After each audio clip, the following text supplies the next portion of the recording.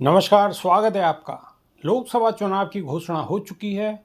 कुल 7 चरणों में चुनाव आयोजित होने हैं। एनडीए और इंडिया गठबंधन दोनों की ओर से जोरों से तैयारी चल रही है। एनडीए की ओर से लगातार प्रधानमंत्री नरेंद्र मोदी अलग अलग राज्यों में अलग अलग क्षेत्रों में दौरा कर रहे हैं। उधर इंडिया गठबंधन भी अब अपने दलों के नेताओं के साथ चुनाव की तैयारियों में जुटा है। लोकसभा चुनाव को लेकर कांग्रेस के लिए एक तरह की ये अग्नि परीक्षा भी है। कांग्रेस अपने उम्मीदवारों की घोषणा लगातार कर रही है। तो क्या है कांग्रेस की रणनीति और एजेंडा, इस पर हमने बात की ऑल इंडिया कांग्रेस महिला की अध्यक्ष और CWC की सदस्य अलका लांबा से।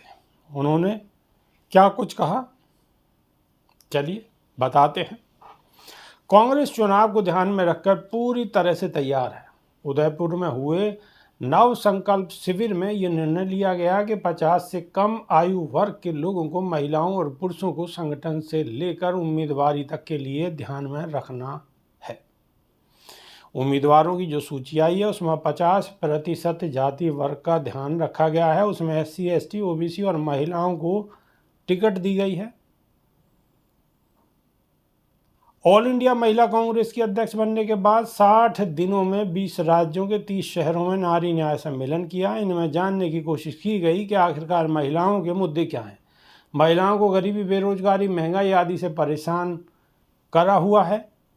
इससे वो घरेलू हिंसा का भी शिकार हो रही हैं। उनके लिए यह समस्या बहुत ही गंभीर है। महिलाओं को भारत जोड़ो न्याय यात्रा और भारत जोड़ो यात्रा से उम्मीद जगी है। राहुल गांधी नारी सशक्तिकरण, नारी का समाजीकरण और आर्थिक रूप से सशक्त बनाने की बात करते हैं। महिलाओं को काम और कमाई देने की जरूरत है। जो अर्थव्यवस्था रुक सी गई है उसे भी रफ्तार दी जा सके। नारी न्याय गारंटी के अंतर्गत लक्ष्मी योजना, आदि आबादी का पूरा हक, खाली सीटों पर 50% महिलाओं को नौकरी, आंगनबाड़ी, आशा कार्यकर्ता आदि के वेतन को बढ़ाने की गारंटी, अधिकार मैत्री की बहाली करने, देश के हर जिले में सावित्रीबाई फूले छात्रावास बनाने की घोषणा की गई है। इससे आधी आबादी को एक हक देने का काम होगा। 10 साल में मोदी सरकार ने क्या किया है? 8 मार्च को अंतर्राष्ट्रीय महिला दिवस पर सिर्फ 100 रुपये सिलेंडर का दाम कम किए। उत्तर, अकाउंट का फ्रीज होना कांग्रेस के लिए बड़ा चैलेंज है। भाजपा जो सत्ता में है वो पहले कहती थी कि स्विस बैंक में जमा पैसे वापस आएंगे। भाजपा ने नोटबंदी की। सच्चाई ये है कि स्विस बैंक में कितने किसके पैसे हैं ये तो आज तक पता ही नहीं चल सका। सबके खाते में जो 15 लाख आने वाले थे वो भी नहीं आए। लेकिन आज भाजपा इलेक्टोरल बॉन्ड की जानकारी देने से सुप्रीम कोर्ट में SBI को रोकती है।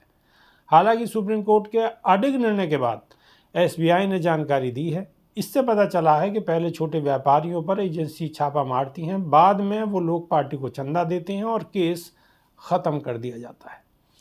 इस आवाज को उठाने के बाद पुराने मामले को निकाला गया। इनकम टैक्स नहीं दिया तो खाते को फ्रीज कर दिया और 200 करोड़ का जुर्माना लगा दिया। उत्तर, सुप्रीम कोर्ट ने ऐसा कोई मुद्दा नहीं दिया। ये मुद्दे देश के हैं और ये मामले देश के सामने आने चाहिए थे।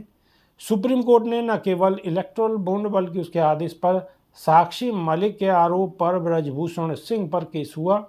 मणिपुर के महिलाओं के साथ हुए गलत व्यवहार के मामले में मुकदमा लिखा गया। बिल्किस बानो के मामले में भी सुप्रीम कोर्ट ने एक्शन लिया। तो इस समय सुप्रीम कोर्ट सख्त है। किसान आंदोलन के मामले में भी कोर्ट ने टिप्पणी की है।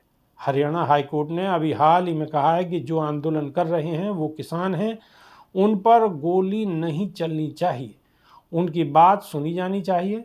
भाजपा जिन मुद्दों पर चुप है उन मुद्दों को सुप्रीम कोर्ट देश के सामने लाकर फैसला दे रही है। चाहे वो चंडीगढ़ के मेयर के चुनाव का ही मामला हो, सबका सुप्रीम कोर्ट ने सबको बेनकाब किया है।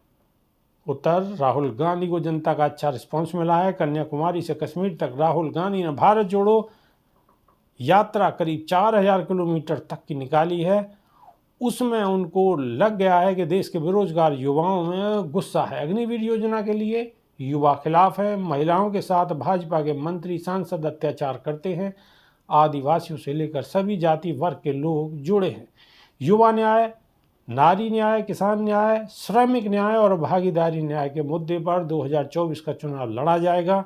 कांग्रेस सरकार में आते ही जाति जनगणना कराएगी, जिसकी जितनी संख्या है उसको उतनी सरकारी नौकरी और अन्य जगहों पर भागीदारी मिले।